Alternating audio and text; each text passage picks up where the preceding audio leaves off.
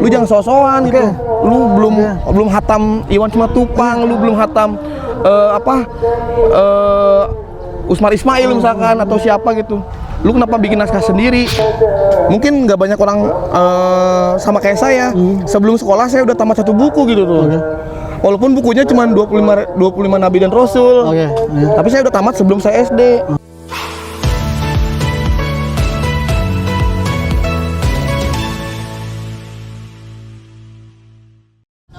Assalamualaikum warahmatullahi wabarakatuh. Selamat sore bisa ya, mumpung kita syutingnya sore ya, dan lumayan jauh juga kita perjalanan dari kota ke sini. Info aja, kita sekarang berada di Luliang, di kompleks pendidikan Muhammadiyah. Nanti kita pementasan dari Teater Gandrung yang berjudul Tibuat. Tapi sebelumnya kita mau sedikit ngobrol-ngobrol lah dengan teman kita juga, masih di circle perteateran Kota Bogor dan sekitarnya, dan juga beliau asli sini Luliang. Juga kita akan pengen korek-korek nih dari atmosfer teater di sini, bagaimana dia memulainya sampai sekarang dia memutuskan hingga menjadi salah satu elemen di teater. Kalau kemarin kita sudah ngupas banyak tentang keaktoran, penyutradaraan, nah sekarang lebih ngobrol ke Kang Deden nih. Kang Deden. Halo, assalamualaikum. Kang Deden sini sekarang mungkin lebih yang kita banyak tahu tentang penulisan, Mang. Oke. Tapi sebelumnya kita ngobrol tentang Kang Deden lah dari awal nih. Bertemu dengan teater seperti apa, gimana? Jadi saya kenal teater itu dulu waktu SMA ya, Kang ya. Di SMA, kebetulan di SMA Negeri Luliang itu ada eskul teater Gading namanya. Yang pembinanya itu guru saya sendiri, Pak Diding. Yang konon katanya Gading itu garapan Pak Diding. Jadi Gading itu garapan Pak Diding. Kenal di situlah. Awal mulanya sih bukan ke drama ya, Kang. Jadi musik puisi. Salah satu senior saya juga Kang Doni, juga kan lahir dari sana. Sampai sekarang struggle terus di MP. Tapi ketika saya masuk, mulai garapan teater ke drama gitu. Nah, situ saya mengenal, mulai belum mencintai sih, karena saya juga motifnya karena wajib ekskul kan, ya udahlah cuma ada ekskul gitu. Akhirnya ya ketika kuliah, nah baru saya agak sedikit serius lah gitu berteater. Dengan pengalaman Mang Deden ya di Teater Gading dulu ya, sehingga muncul ada teater di Satrasia. Kang Deden nggak sebagai pendiri ya? Iya. Ceritakan bagaimana? Oh gitu. Jadi ketika saya berkegiatan teater di sekolah lah, terus ketika kuliah pengennya mah seperti kita semua lah ya, pengen masuk ke univ yang bagus gitu. Akhirnya tapi nggak bisa. Kemudian saya ya seadanya aja lah kita. Di Pakuan juga bagus gitu. Ketika saya masuk sana, kebetulan saya masuk himpunan. Nah, di situ saya ketemu Bang Angga. Sutradara kondang. Nah, ditanya sama Bang Angga, "Lu masuk himpunan punya apa?" Gitu kan. Saya bilang, "Nggak punya apa-apa. Pengalaman organisasi cuman eskul doang, teater." Nah, di situ Angga mungkin malah menantang saya.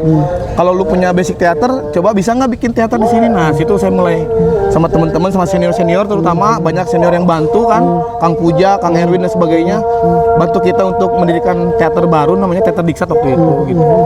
Ya gitu. Kang Deden waktu pas zaman-zaman membuat Diksat Rahasia tuh, pemilihan nama emang harus seperti itu ya kalau Diksat itu? Nah, menarik nih. Ini berbulan-bulan, Kang. Soalnya kan sesuai jurusan namanya ya. Iya. Akronim dari itu kan ya? Iya, betul. Kita pilih Diksat itu karena kita sebetulnya banyak perdebatan. Kita mau apa nih namanya gitu. Tapi karena akhirnya tidak menemukan nama yang menurut kami cocok waktu itu, ya udah deh kita kenapa harus ngambil nama yang lain sih? Kita udah punya nama sendiri, brand sendiri gitu, jurusan kita gitu. Pendidikan Bahasa dan Sastra Indonesia, Diksat Rahasia, udah aja kita pakai gitu. Simpel gitu ya? Simpel aja. Emang pemilihan namanya sebelumnya apa tuh? Banyak sih waktu itu, ada Dapur Seni gitu-gitu, terus ada apa lagi ya, Satrasia Satrasia gitu. Akhirnya kita karena juga di bawah himpunan, ya udah kita pakai nama himpunan aja untuk jadi nama teater kita. Gitu sih. Mang Deden waktu pas mengawali dari Diksat itu langsung ke aktoran kah? Apa langsung penulisan? Saya ditantang jadi sutradara pertama tuh. Malu sih sebetulnya karena sebetulnya belum punya pengalaman banyak, cuman pengalaman di teater SMA aja kan, namanya teater SMA gitu-gitu doang. Tapi ya sebisa mungkin saya memotivasi lah untuk diri saya sendiri terutama untuk kita bareng-bareng yuk kita bisa memulai dari peletakan batu pertama itu pentas itu yang pertama. 2011 sekarang udah hampir berapa belas tahun tuh? udah 13 tahun. 13 tahun ya? Masih monitoring sampai sekarang?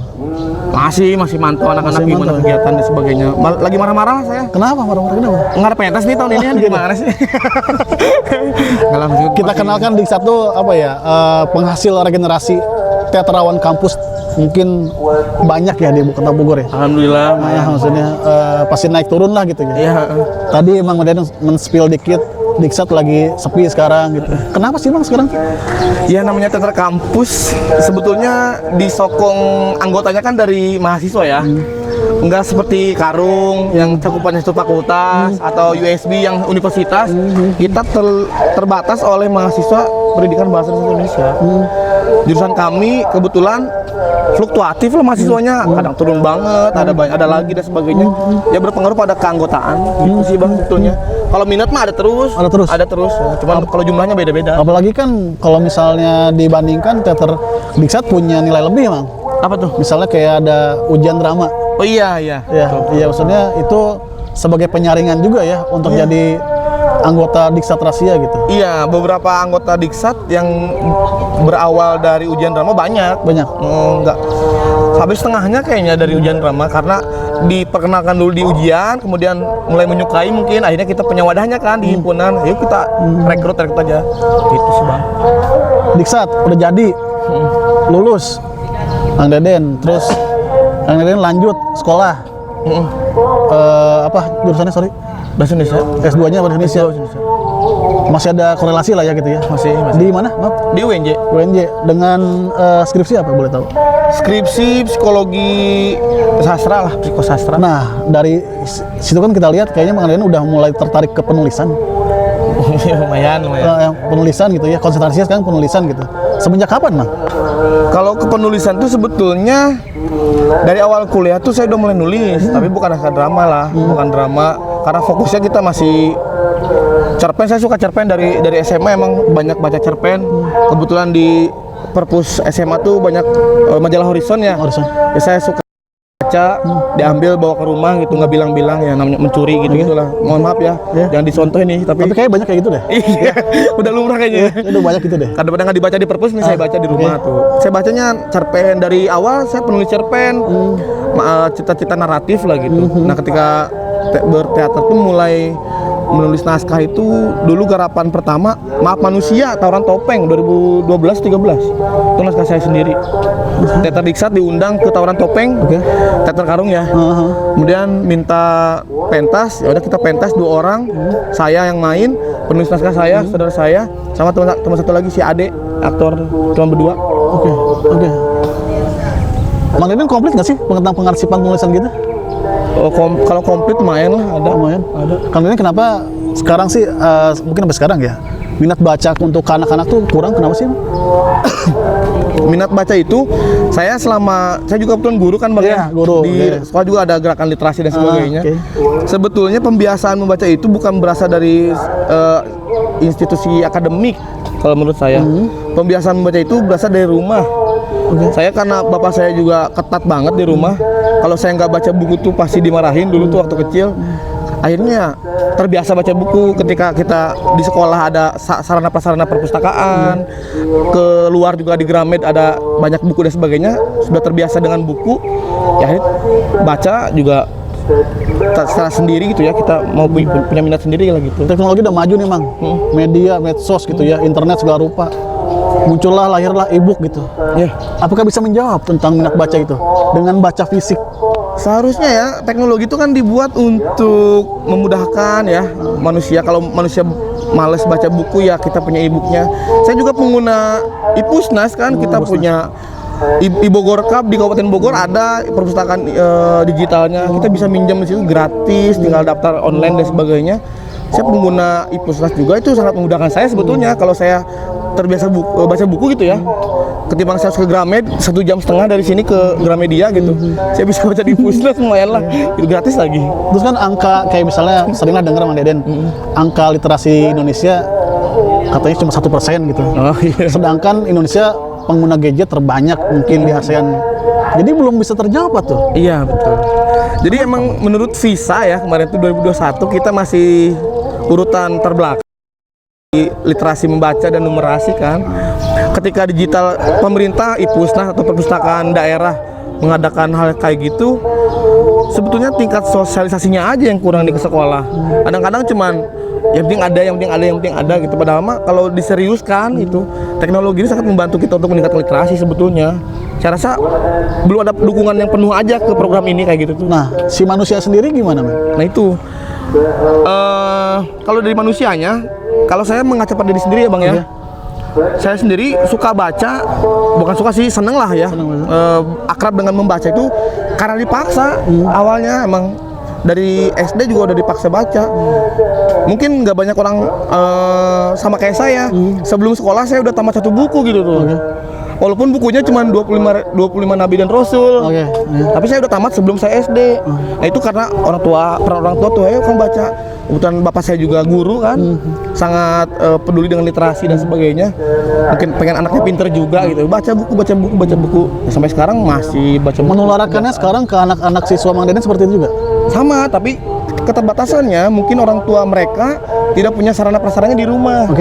Mungkin gadgetnya atau pengetahuannya belum tahu masalah e-book, iPusnas dan sebagainya. Mungkin buku cetaknya juga nggak punya, terbatas. Karena toko buku kan seperti kita mencari barang langka ya di dunia ini gitu. Di mana sih toko buku yang menyediakan buku bacaan yang menarik dan bagus itu? Toko Gunung Agung aja tutup. Ya kan? Lawas juga Gunung Agung ya? Ya Gunung Agung aja yang sudah bertahan lama, akhirnya tutup, bangkrut. Bukan karena nggak ada, karena mungkin peminatnya juga udah hilang gitu-gitulah pokoknya. Harusnya seperti apa sih Mang Deden? Kalau guru kan tugasnya ya di sekolah beres gitu ya. Orang tua adalah kelanjutannya gitu. Memunculkan minat baca dari diri sendiri gitu. Semua kesadaran, kalau minat itu kan berasal dari kesadaran ya Bang ya. Kalau lu sadar bahwa membaca itu penting, membaca itu punya kegunaan dan manfaat buat lu bakal nyari itu sendiri kok. Kayak apa ya? Lu makan, lu nggak usah disuruh makan. Kalau lu tahu lu lapar pasti makan gitu. Udah karena habit, kebiasaan. Itu karena dorongan dari kita sendiri sih. Kalau gue sekarang kaitinnya dengan teater Mang Deden. Kayaknya persoalan kita juga ya teman-teman teater, kayak misalnya naskah teh melulu itu aja gitu. Ya, naskahnya ini lagi, karya ini lagi, perannya itu lagi gitu. Maksudnya kita gimana sih munculin untuk jadi penulis naskah teater gitu? Oke, bener sih, emang anak-anak teater kadang-kadang mainin itu lagi kan ya. Mungkin karena yang pertama kalau menurut saya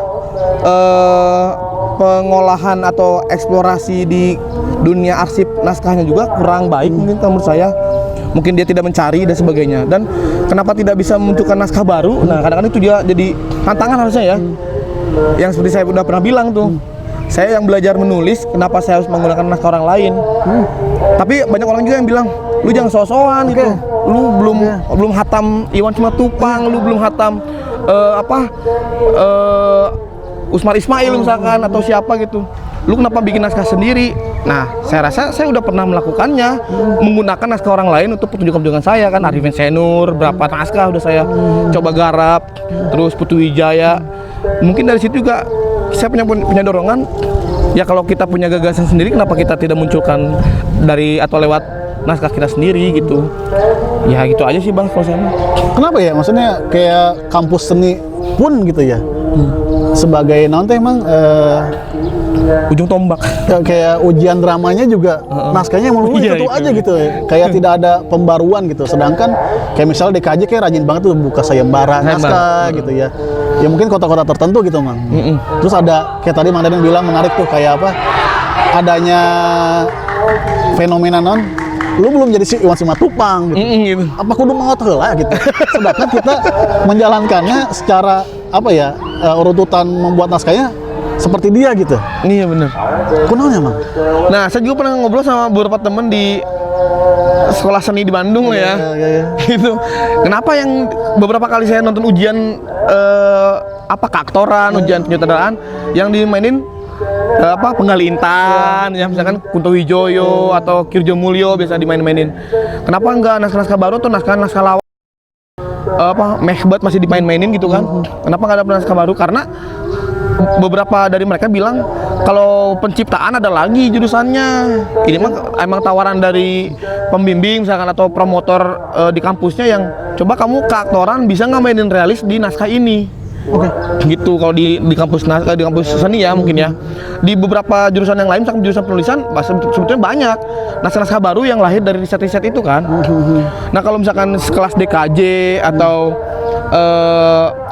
dewan-dewan kesenian yang lain yang melakukan sayembara, emang tugas mereka untuk terus meregenerasi kepenulisan karena Iwan Simatupang, bahkan Arthur S. Nahan juga lahir dari sayembara gitu. Dewan kita kemana Mang? Aduh, saya dewan mana nih? Kota, kabupaten? Kota lah. Kota aja saya. Saya KTP kabupaten. Kabupaten. Maaf.